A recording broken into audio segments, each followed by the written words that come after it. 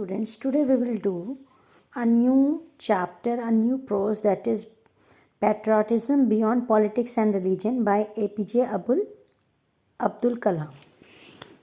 तो आज हम लोग ये करेंगे एक ऐसा वर्क जिसमें जो कि अब्दुल कलाम के द्वारा लिखा गया है, patriotism beyond politics, and this will be a bilingual lecture for the better understanding of my students. ये एक दोनों भाषा में लेक्चर होगा, तो मैं थोड़ा पढ़ूंगी और फिर आपको समझाऊंगी। तो अभी आप APJ अब्दुल कलाम को जानते ही हैं, ऐसा कोई नहीं है जो नहीं जानता है। तो आपको पता है कि वो हमारे देश के 11वें प्रेसिडेंट भी रहे हैं, और वो एक ग्रेट साइंटिस्ट थे, एक ग्रेट राइटर थे, एक ग्रेट पर्सन थे। तो ऐसा अपने इंडिया में भी कोई नहीं है, ये वर्ल्ड में कोई नहीं मिलता जो उनका हेटर हो। हर इंसान उनकी सिर्फ तारीफ़ करता है। क्यों ऐसा होता है? ऐसा तो नहीं होता कि हर एक इंसान की सिर्फ तारीफ़ हो, पर वो एक ऐसे इंसान है जिनकी लोग महानता की मिसालें दिया करते हैं। तो वो महान कैसे बन गए? अपनी थॉट प्रोसेस के वजह से वो महान बन गए, और उसी थॉट प्रोसेस को, उनकी कुछ थॉट प्रोसेस को हम अपने इस ऐसे में देखेंगे, जिसमें उन्होंने पहला तो सबसे फॉरमोस्ट उनका एक ये टॉक रहता है, एक स्कूल ऑफ थॉट रहता है कि हमें ये नहीं देखना होता है कि हमें देश ने क्या दिया। उन्होंने हमेशा कहा कि मैंने ये देखा कि मैंने देश को क्या दिया, और सच में उन्होंने देश को बहुत कुछ दिया। आप उनके बारे में जानते हैं, वो एक साइंटिस्ट हैं, वर्ल्ड रिनाउंड साइंटिस्ट हैं। उनको कई बार बाहर से ऑफ़र आए कि वो इंडिया से बाहर आएँ और उनके लिए काम करें, पर वो कभी भी इंडिया को छोड़ के नहीं गए। वो हमेशा इस चीज़ को याद रखते थे कि उन्होंने अपने देश को क्या देना है। तो ये जो वर्क हम पढ़ रहे हैं, ये कुछ एक्सट्रैक्ट्स हैं जो लिए गए हैं इग्नाइट माइंड बाय APJ के द्वारा। अब हम उन्हें बार बार APJ कहेंगे क्योंकि हम बार बार उनका पूरा नाम नहीं ले पाएंगे। तो हम आपको बता रहे कि इग्नाइटेड माइंड से ये वर्क लिया गया है। और ये ऐसे जो है वो कलाम के ट्रैवल के बारे में, Kalam's travel in which how Kalam feels his relation with the world of nature. वो कलाम जो हैं रोज़ वॉक करते थे 5 किलोमीटर्स, और उनकी ये हैबिट में शामिल था। तो उसमें जब वो वॉक करते थे तो उनका थॉट प्रोसेस होता था, और उस थॉट प्रोसेस को उन्होंने उसमें इंक्लूड किया है। तो हमेशा वो इस बारे में बात करते थे कि हाँ, कैसे वो कनेक्टेड है नेचर से, कैसे वो कनेक्टेड है वर्ल्ड से। तो इस बारे में वो हमेशा बात करते थे। The essay begins with the description of Kalam's travel, in which how Kalam feels his relation with the world of nature. In the essay, Kalam first depicts Balasore and the executive site of the ocean in his own language. Kalam narrates the ITR and tells how important missiles were tested there. Trishul, Akash, Nag, Agni and Brahmo missiles were included in it. तो अभी वो एक शोर पर टहलते हैं, और वहाँ पे देख करके एक जगह है, वहाँ पर वो याद करते हैं ओशन के किनारे कि कैसे उन जगहों पे किस तरह से मिसाइल्स का टेस्ट हुआ है, वहाँ पर उन्होंने टेस्ट करवाए हैं। त्रिशूल, आकाश नाम लेते हैं कि त्रिशूल, आकाश, नाग, अग्नि और ब्रह्मोस के नाम लेते हैं, और कहते हैं कैसे वहाँ पर उन्होंने टेस्ट करे हैं और देखे हैं। Along with rockets, launcher, Pinaka and पायलटलेस aircraft targets that describe 2 systems are included in testing. In this essay, Kalam has description about the military armaments whose long-range missiles detected and tests related to weapons and fast-paced missiles to be fired by LCA. तो ये अभी फ़िलहाल तो ocean को देख करके वो ये सोच रहे हैं कि यहाँ पे कितने बड़े बड़े मिसाइल्स, एयरक्राफ्ट की टेस्टिंग हुई है, और यहाँ पर कितना ऐतिहासिक टाइम पार्ट रहा है। फिर Kalam aims to direct the readers how a test of Prithvi missile need to be carried out. The test is called CPI, in which the target of the missile is to fall even within a distance of only 150 meters. To accomplish this task, he had to find an island in a vast ocean. For this task, discovering small island in the Bay of Bengal, spent a night on the unfertile island to accomplish his survey. वो बताते हैं कि कितनी hardship से वो गुजरे हैं ये सब काम करने में। उन्हें कहाँ रहना पड़ गया था? एक आइलैंड पे रहना पड़ गया था, क्योंकि 150 मीटर के अंदर उसे गिराना था, कहीं और नहीं करना था। फिर वो कहते हैं कि ये आइलैंड जो था वो सूटेबल था उनके लिए, क्योंकि वहाँ पर उन्होंने बहुत सारी चीज़ों को महसूस किया और समझा, और उड़ीसा की गवर्नमेंट ने उनको वो अपॉर्चुनिटी दी थी, और इसके लिए उन्हें मिनिस्टर ऑफ उड़ीसा बीजू पटनायक से भी मिलना पड़ा था। तो ये रही उनकी डिटेल्स थोड़ी सी। अब वो आपका अटेंशन ड्रॉ करते हैं और कहते हैं कि एक स्पीच के बारे में बात करते हैं जो 2002 में एड्रेस किए था इंजीनियर स्टूडेंट्स को जो अन्ना यूनिवर्सिटी के थे। उन्होंने वहाँ पर कहा कि he gave his views on doctor Amrit Sen's development on the last day because of the question asked to him. The analytical approach of the author is to seen in his thought. He said Dr. Sen saw India from the western point of view. वहाँ पर उनसे किसी ने कुछ question पूछा था जो अमृत सेन के बारे में था, तो उन्होंने जवाब दिया था कि अमृत सेन ने ये वर्क जो है, जो ये इंडिया है, उसको वेस्टर्न पॉइंट ऑफ व्यू से देखा है and thought that among all the country India should make friendly relationship through which India's economical development can be completed. वो कहते हैं कि मेरा एक सपना था कि मैं इंडिया को विकास हुआ विकसित हुआ देश देखना चाहता था, पर अभी भी इंडिया जो है डेवलपिंग कंट्रीज़ की तरह है, और अगर हम डेवलपिंग कंट्रीज़ की तरह है तो हमें वो चीज़ें अपनानी चाहिए जो कि हमें जल्दी से जल्दी प्रोग्रेस करे. वो क्या है? Good relationship with our neighbours, और आसपास की कंट्री से और हर तरह के वर्ल्ड की कंट्री से हमारे गुड रिलेशनशिप होने चाहिए. ये हमारा फॉरेन एजेंडा होना चाहिए कि हमारे रिलेशनशिप सबसे अच्छे होने चाहिए. और वही कहते हैं कि एग्जाम्पल देते हैं first prime minister Shri Jawaharlal Nehru के बारे में, और वो कहते हैं कि डॉक्टर अमित सेन कहते हैं कि Nehru has opposed nuclear proliferation and advocated zero nuclear weapon in all the countries. उन्होंने पहले कह दिया था कि हम न्यूक्लियर्स को यूज़ नहीं करेंगे और ज़ीरो न्यूक्लियर वेपन्स का यूज़ और प्रोलिफिकेशन करेंगे. पर ये पॉसिबल नहीं हो पाया क्योंकि ये न्यूक्लियर पावर जो थे वो नंबर्स में और काउंट होने के लिए ये सब गलतियाँ करते रहे. On this the author says that power respect power and not weakness. अगर हम एक बार ये कह देंगे कि हम हथियार नहीं चलाएंगे तो क्या होगा? सामने वाला हमें ख़राब समझेगा और वो हथियार ज़रूर चलाएगा. तो वो ये कहते हैं कि पावर रिस्पेक्ट्स पावर. अगर हमारे पास वेपन होगा और हमारे पास ये वो नहीं रहेगी कि हम चलाएं या ना चलाएं, तो मतलब हम अपने आप को किसी चीज़ में बांधेंगे नहीं, जैसे नेहरू जी ने कहा था कि नहीं चलाएंगे, तो लोग हमारी ज़्यादा रिस्पेक्ट करेंगे.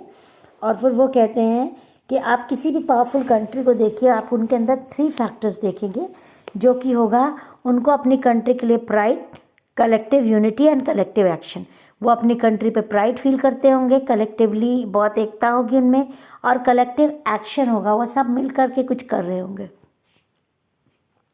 Kalam believes that this is very important for us to have equal memory of heroes and their achievement in order to achieve collective pride. वो कहते हैं अगर हमें अपने देश को आगे बढ़ाना तो बहुत ज़रूरी है कि हमारे पास एक कलेक्टिव हीरोज़ की मेमोरी हो, ना कि अलग डिवाइडेड हीरोज़ की. मतलब कि हम हर धर्म को छोड़ करके, रिलीजन को और पॉलिटिक्स को छोड़ करके हमारे कॉमन हीरोज़ होने चाहिए. मतलब अगर हम शिवाजी की इज़्ज़त कर रहे हैं तो हम सबको शिवाजी की इज़्ज़त करनी चाहिए.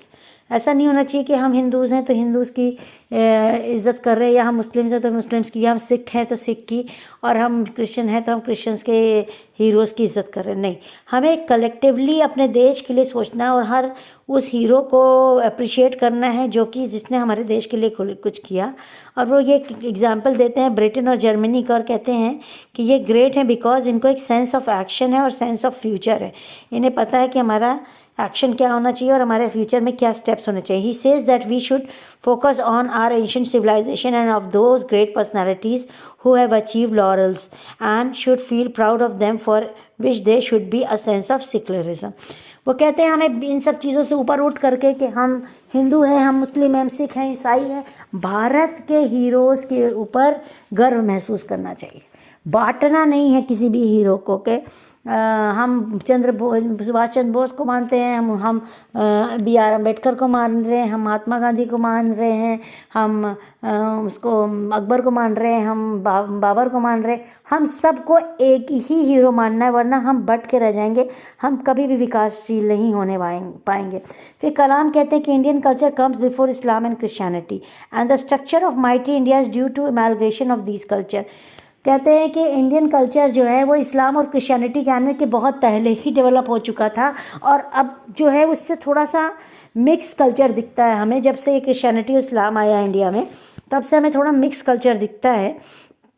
और he says that the integrity of India is a treat to those who want to divide India. और इस विभिन्नता में जो लोग फ़ायदा उठा रहे हैं वो वही लोग हैं जो इंडिया को डिवाइड करने की कोशिश कर रहे हैं, ना कि इंडिया को ज्वाइन करने की। मतलब इस्लाम और क्रिश्चियनिटी इन सब चीज़ों को भूल जाओ और हिंदुइज़्म का कल्चर भी भूल जाओ, तुम इंडियन कल्चर को याद रखो। इंडियन कल्चर क्या है?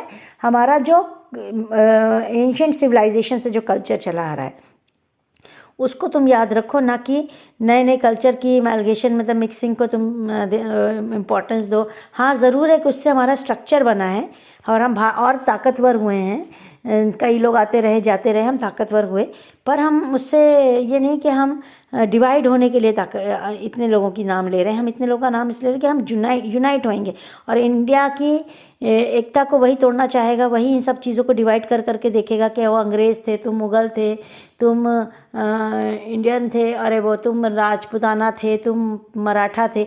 ये वही जोड़े काटेगा उनको, उनकी इंटीग्रिटी को तोड़ने की कोशिश करेगा जो देश को तोड़ना चाहता है।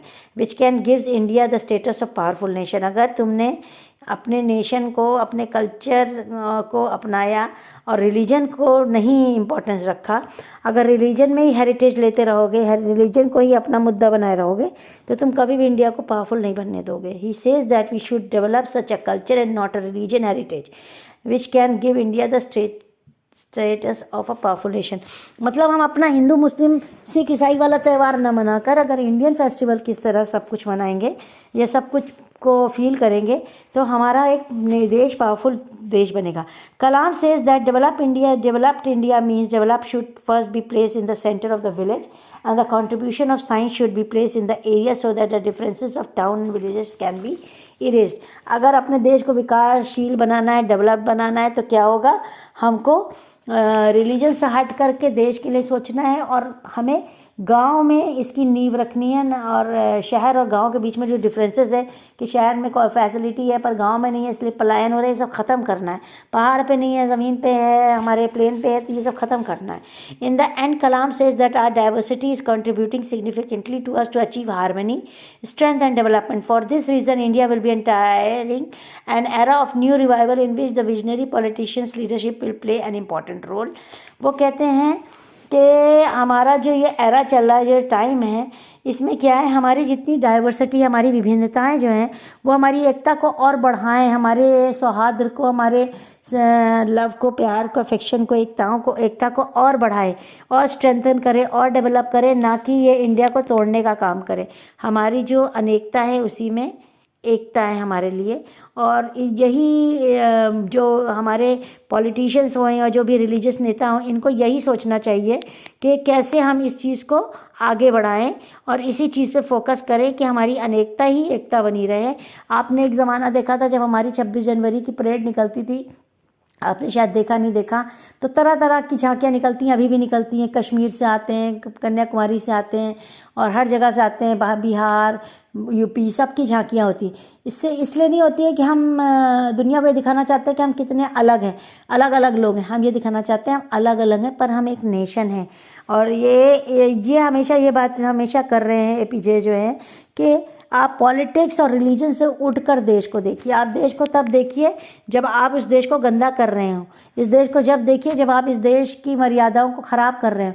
आप इस देश में अगर हर इंसान अपने आप को एक हाइट पे, एक तरक्की पे डाल दे, जो भी वो काम कर रहा है वो सबसे बेस्ट करे। अगर आप चाय बनाने वाले भी होंगे तो आप सबसे बेस्ट बना रहे हैं। अगर आप देश के लिए टीचर हैं तो सबसे बेस्ट टीचर हैं।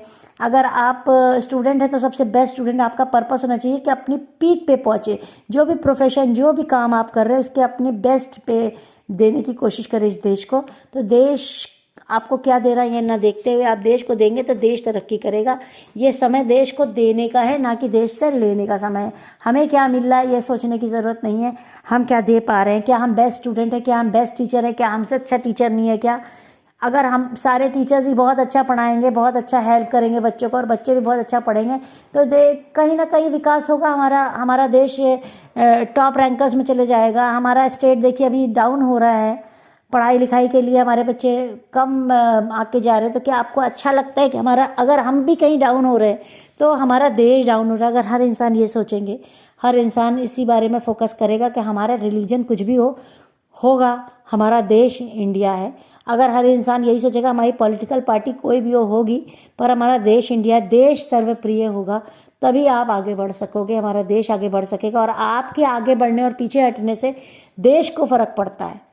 देश आपको क्या दे रहा है ये सब आपको फ़र्क नहीं पड़ना चाहिए। और आपको अगर महान बनना है तो अपनी हाइट तक, अपनी पीक तक, आपकी बेस्ट एबिलिटीज़ तक आपको पहुंचना होगा। और वो कहते हैं, वो एग्जांपल्स बहुत सारा देते हैं, जापान का देते हैं, जर्मनी का देते हैं, ब्रिटेन का देते हैं, और कहते हैं यहाँ के लोग अपने देश के बारे में एक कलेक्टिव बात सोचते हैं, कलेक्टिव हीरोज़ होते हैं। हमें अपने हीरोज़ भी डिवाइड नहीं करने। आजकल आपने देखा होगा खूब हीरोज़ डिवाइड हो गए।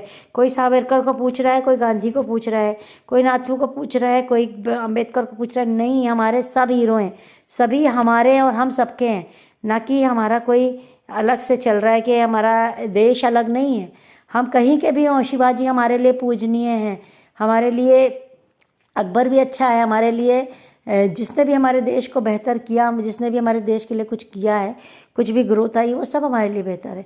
हम किसी धर्म प्रांत में ना बस बट करके पहाड़, plains, south, west, east, north में ना बट करके एक देश बन के रहेंगे तो हम ज़रूर APJ का सपना पूरा कर पाएंगे जिसमें उन्होंने सपना